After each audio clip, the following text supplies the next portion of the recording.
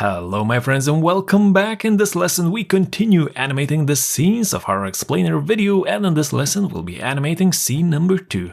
So this is how it looks like, and this time for the slide title we'll be adding no additional animations because it will be animated by the slide transition. So the first element that we will animate is going to be this desk. It will fly in from the left side.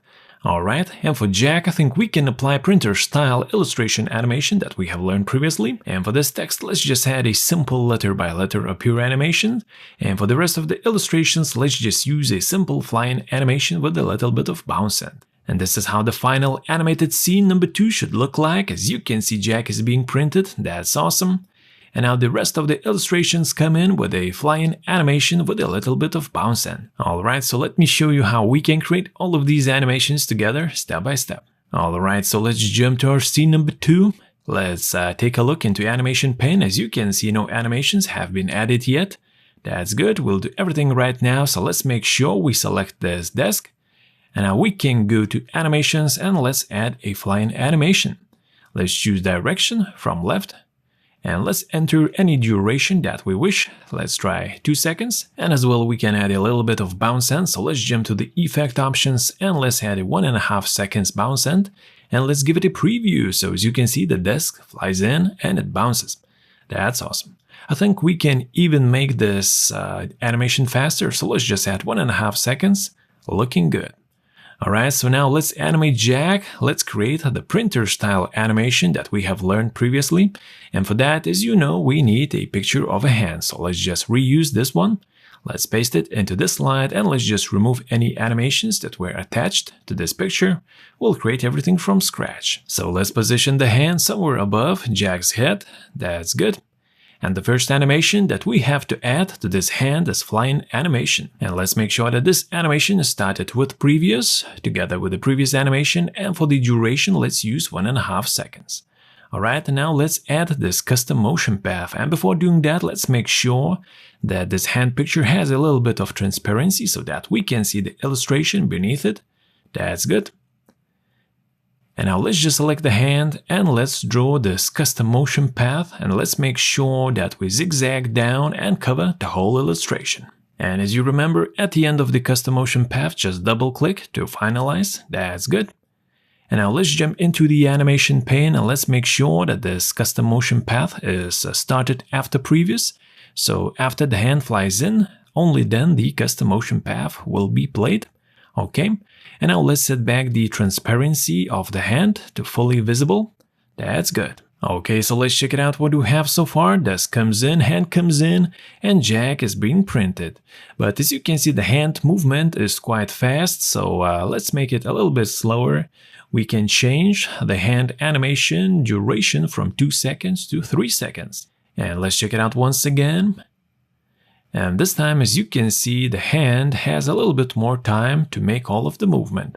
And of course, we still have to add a cover that covers Jack and goes with the hand at the same time. So you already know how to insert covers for text and for illustrations. So I'll just speed up and meet you in a second. Just make sure that this cover is below the rest of the illustrations. So basically, Jack should be at the bottom of the whole selection pane list.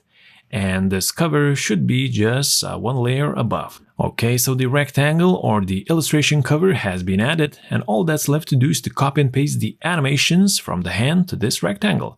So let's make sure that the hand is selected. Let's go to animations and let's click on the animation painter, and now let's click on this yellow-orange rectangle. And now it gets all of the same animations from the hand. Let's just remove the flying animation, we don't need it. And for the custom motion path, let's make sure it happens with previous together with the hand. Okay, and now everything should be working just fine. So let's check it out. The hand comes in and now it goes down together with the rectangle. That's awesome. Alright, so now we can turn this rectangle to white and check it out on the full screen. Alright, so let's test it out. Jack is being printed. But here at the bottom left corner, as you can see, we could see the illustration a little bit too soon. And this means that our cover was not wide enough. Don't worry, hold down the control key and let's just make it wider, just like that. And now let's test it out once again. Alright, everything is looking smooth as butter. And one more animation that we have to add to this hand is a fly out animation. Okay, so let's make sure that the hand is selected. Let's go to Add Animation button and let's choose Fly Out Animation. Okay, duration half a second. Let's make sure it started after the previous. That's good. And now for this text, let's just add a simple appear animation. And now let's just double click this animation and let's jump into the effect options. Let's make sure that animation is happening by letter and duration between letters is 0.05. So that's really fast animation. Okay. And at the same time, let's make sure that we move this text animation a little bit upwards in the animation pane list so that it sits above the hand fly out animation. And let's make sure that the text animation is happening with previous, which means it's happening at the same time when the hand is printing Jack. That's awesome.